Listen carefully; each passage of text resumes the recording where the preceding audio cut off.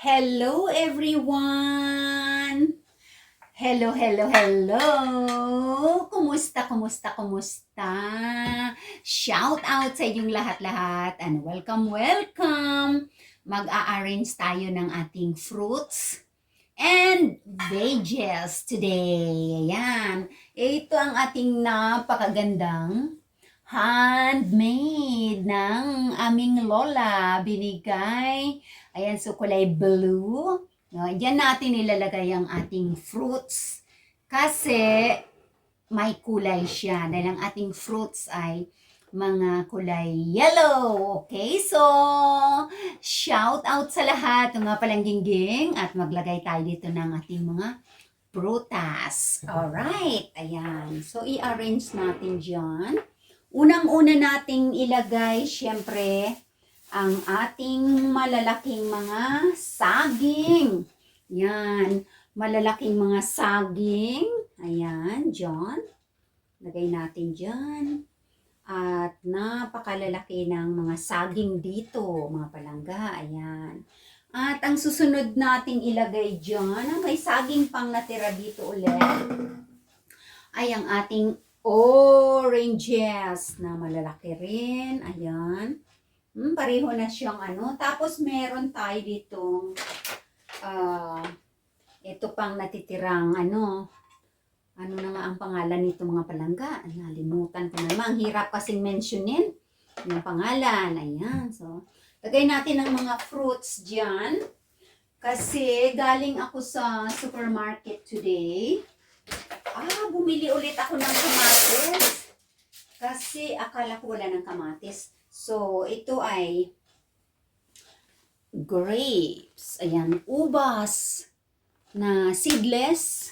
Ayan, so, pag ilalagay pa rin natin dyan, puno na siya. Ano pa ba? Mayroon pa? Huwag na nating ilagay ang aba kasi napuno na mga palangga. So, here we go. Ang ating prutas. Ayan. Palagi tayong may prutas, mga palangga, para healthy. Ito. Seedless yan. Pwede na rin nating ilagay dyan. Para mamaya ay dadalhin natin sa living room. Because today is, lalaki.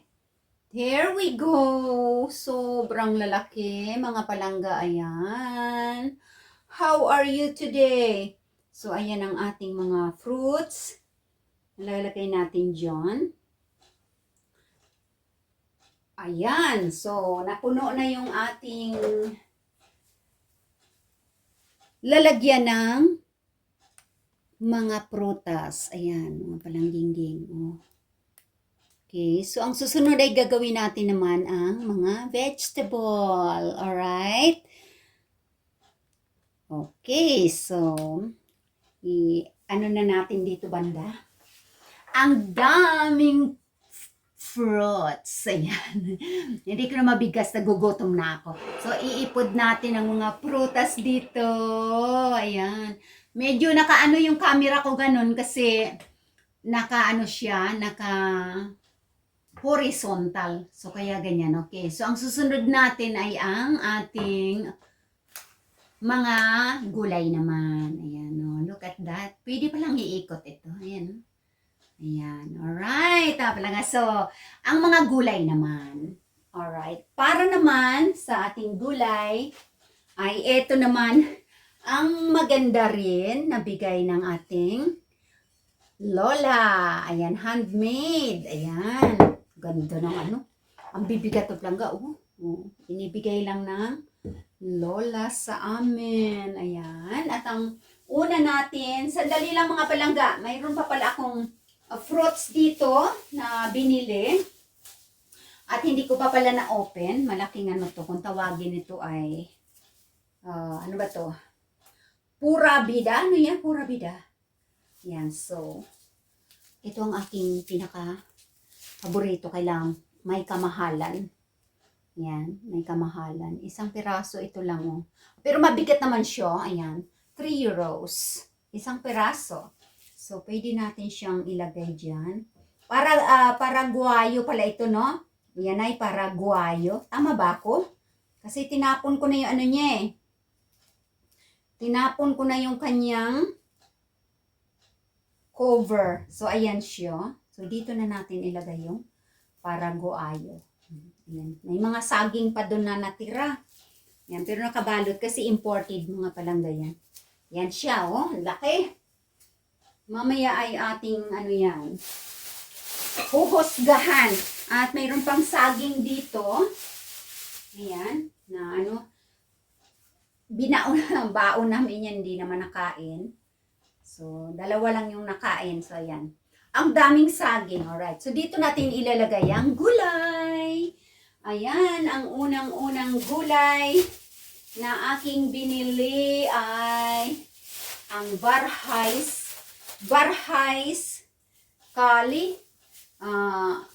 Finland. Ayan, from Finland ito. Repolyo, mga palangga. Ito ang masarap sa pansit. Ayan. So, repolyo, ang laki. Ayan. And then, ang isusunod natin ay bumili rin ako ng konting patatas lang kasi nasasayang lang kasi kapag hindi naluluto. So, bumili ako ng patatas. Nilagay ko sa chicken. Ayan. Sabi ko 3 lang kasi minsan hindi naman na 3 malalaking patatas yan. No, ito sobrang laki siya. Hindi naman na na uubos. Kaya sabi ko 3 lang para isang lutuan. Kasi pag marami, nasasayang lang sa refrigerator. Kaya hindi na napapakinabangan. Ayan, sa kumbos. Ganon din yung carrots mo talaga. Kasi bibili yung malalaking plastic. So sabi ko wag bibili ng ng isang plastic na halos 2 kilo. Sayang. So pag ako bumili 3 lang. Carrots. Para hindi nasasayang syempre.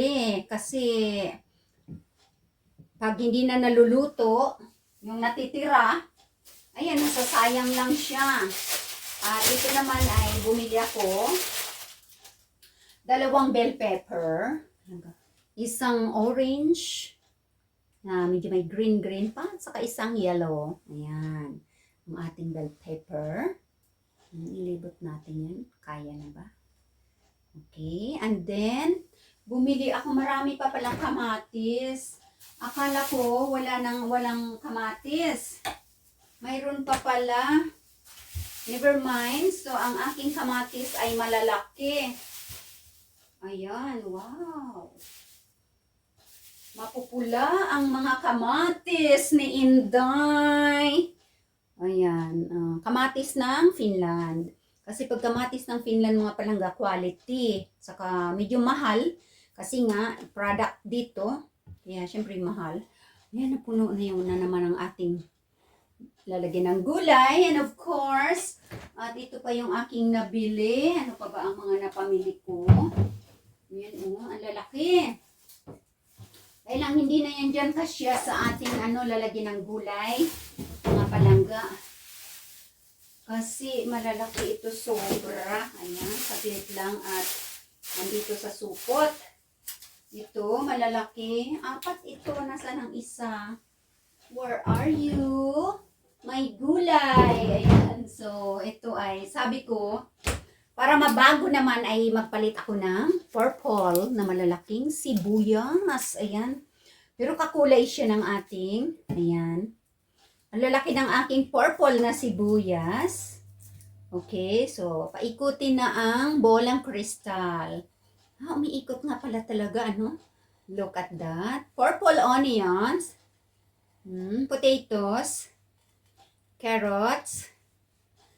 Bell pepper.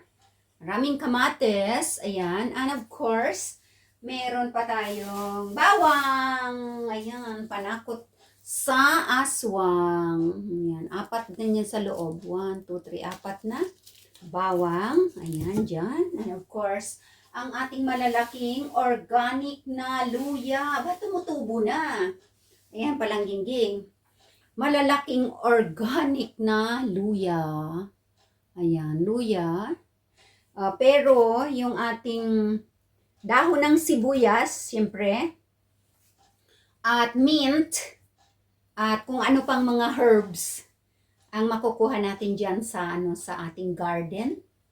Yan, ay diyan na natin kukunin. So, ayan siya. Ang ating punong-puno ang aking mga gulay, mga palangga. Yan. At ito naman ang ating fruits. May kape-kape. Yan, bagong gawa ang kape, kaya magkakape tayo mamaya. So, ayan ang ating today's fruits, of course, ayan, and mga gulay. Shout out mga palangga! Ayan, thank you for watching. Ang aking mga members na mga palangga dyan, super chatter, subscribers, and viewers.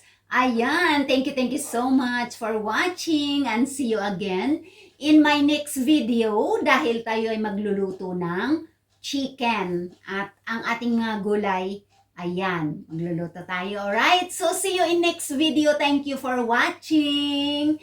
Bye-bye for now.